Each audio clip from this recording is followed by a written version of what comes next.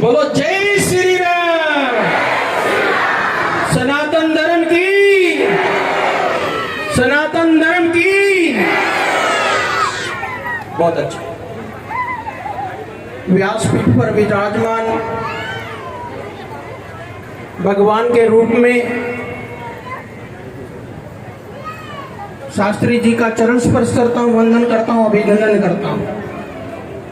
और उसके साथ ही मेरे सामने बैठी हुई सब माताएं, बहनें, बड़ी बहनें, मैं मंदिर के अंदर था, बहुत सारी बहनें मंदिर के अंदर भी बैठी हैं। सब बहनों के चरण स्पर्श करता हूँ, अपना मस्तक आपके चरणों में झुकाता हूँ, ऐसा अभिनंदन करता हूँ, स्वागत करता हूँ सब बहनों।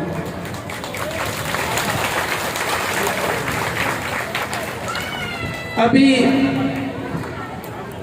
आपकी फोटो सबसे अच्छी आई, पक्का। भाई साहब ने मुझे फोन किया कि आपको जरूर आना है। मैं आपका बहुत अभिनंदन करता हूं, स्वागत करता हूं।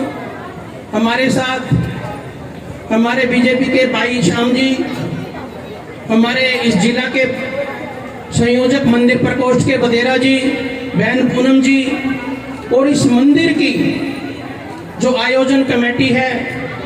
मैं बोल रहा था कि मुझे सबके नाम तो दे दो, लेकिन कुछ भाइयों ने कहा अगर नाम लोगे तो फिर नाम लेने में ही रह जाओगे कि हमारी एकता इतनी बड़ी है। तो ऐसी एकता को भी प्रणाम करता हूं जो मंदिर में इतनी बड़ी एकता के साथ काम कर रही है।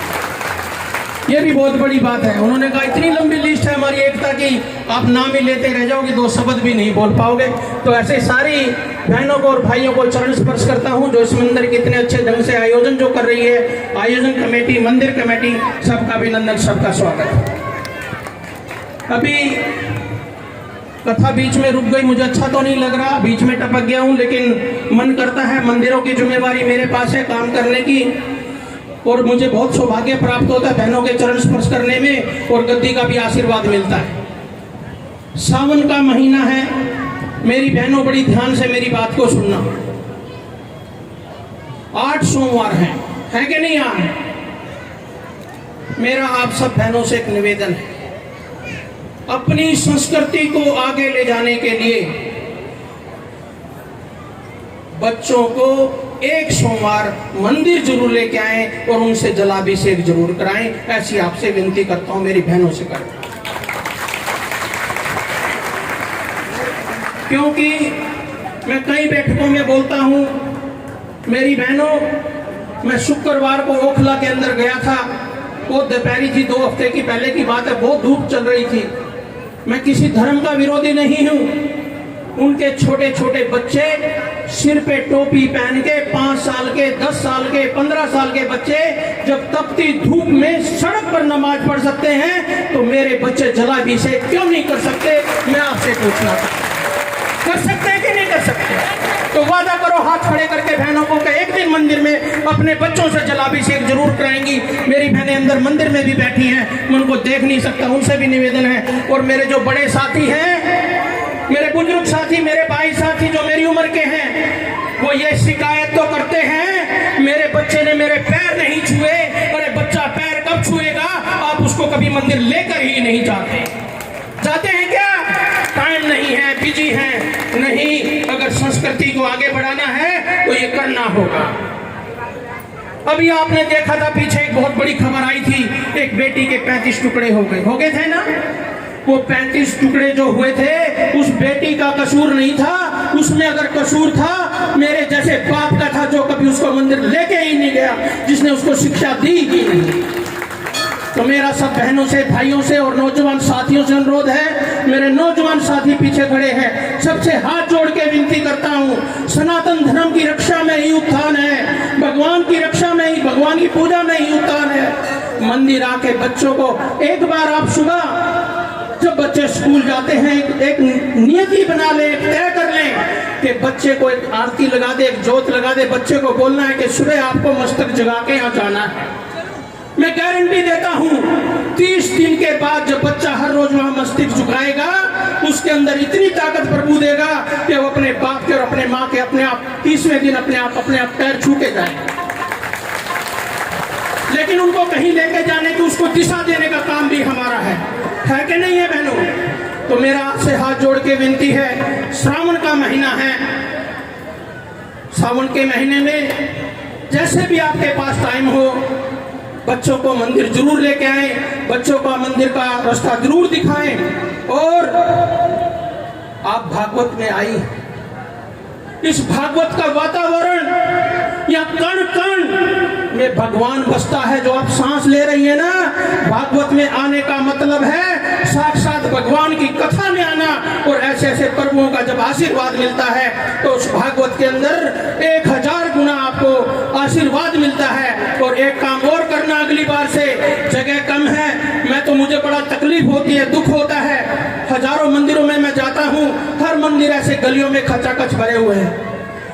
मैं उस सरकार से भी निवेदन करना चाहता हूँ कि हज हाउस के लिए 100 एकड़ जमीन है, क्या मेरी कथाओं के लिए 2-2 एकड़ जमीन नहीं? और ऐसा करने वाला हूँ। मैं इस मंदिर में खड़ा होकर भगवान के दरवाजे पे खड़ा होकर वादा करता हूँ, भगवान ने अगर आशीर्वाद दिया इन सब बहनों के लिए, प्रभु आपके चरणों में हाथ लगा के बोलता हूँ, अगर अगली बार आऊंगा तो यहाँ बहुत बड़ा आपके लिए हॉल बना होना चाहिए, जिसका काम सरकार का है। हॉल आपका बनेगा और ऐसे ऐसे नेताएं उसमें आगे बढ़ के भाग डाल लेंगे। बनना चाहिए ना। जब उनको वक्फ बोर्ड के लिए 100 एकड़ में 500 करोड़ रुपया उनका हज हाउस बनाने के लिए दे सकते हैं, तो क्या मैं ये हिंदुओं का देश है, क्या हमारे कथा हाउस नहीं बन सकते? क्या तब बनेंगे जब आप जागृतिक हो जाएंगे। हमारा टैक्स का पैसा, हमारे टैक्स का पैसा दूसरे धर्म के लोगों को तनख्वाह के रूप में दिया जा रहा है। और मेरे ब्राह्मण जो यहाँ शिक्षा देते हैं, ऐसे ऐसे संत जो शिक्षा देते हैं, उनकी झोली में एक पैसा नहीं आता। और मौलवियों को 42 हजार रुपए तनख्वाह मिलती है। क्या आपके जो पुजारी का है उसका परिवार की चिंता करनी चाहिए कि नहीं करनी चाहिए सरकार को?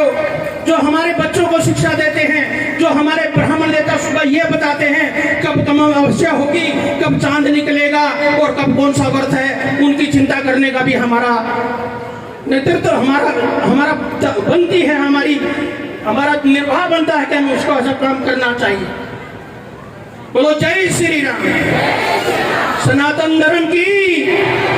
मन में तो बहुत सारी बातें हैं, लेकिन 3-4 जगह और जाना है। अगली बार आऊंगा और बातें आपसे बहनों से चरण स्पर्श करूंगा और शिक्षा लूंगा आप लोगों से, इन बहनों से और आशीर्वाद लूंगा। और एक कमेटी, मंदिर कमेटी से भी अनुरोध करूंगा, कुछ सुझाव लिख के दें सनातन धर्म के लिए, मंदिर के लिए, क्योंकि मंदिर रहेगा तो हम रहेंगे। मेरी बहनों आपके सामने है, 1926 के अंदर किसी ने कहा था, 1926 के अंदर किसी मेरे हिंदू भाई को पाकिस्तान में यह कहा था कि आपको ये यहाँ से छोड़ के जाना पड़ेगा। तब हमारे हिंदू भाई हंसने लगे थे, कहते हमारा देश है क्यों छोड़ के जाएं। 1947 के अंदर हमारे को पाकिस्तान छोड़ना पड़ा कि नहीं पड़ा? हमारे बुजुर्ग आए कि नहीं आए? उसके बाद 1990 के अंदर जब ये कहा जाता था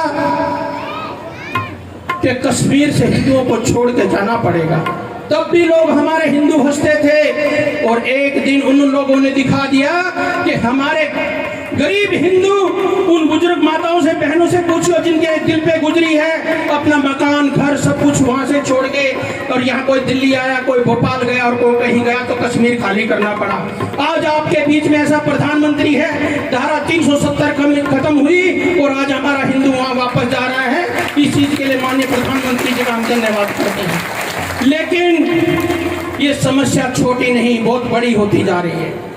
पिछले हफ्ते की बात को बोलता हूँ, वदेरा जी वो वीडियो भेजिएगा, आप सबको पहुंच जाएगी।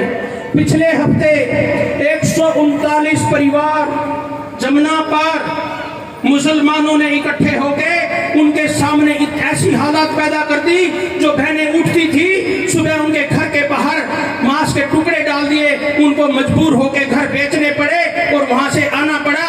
तो मेरी बहनों से ऐसी अनुरोध है, मैं बहुत ध्यान से यह बात कहना चाहता हूं आपके बीच में कि हिंदू संस्कृति को जागृति करना आपका काम है, आपका काम है, बहनों का काम है। इसको उठा के रखिए। अगर बच्चों को बढ़ाएंगे तो आगे बढ़ जाएंगे। इन्हीं शब्दों के साथ अपनी वाणी को विराम देता हूं। बोलो जय श्री राम। एक बार फिर जोर से आवाज आ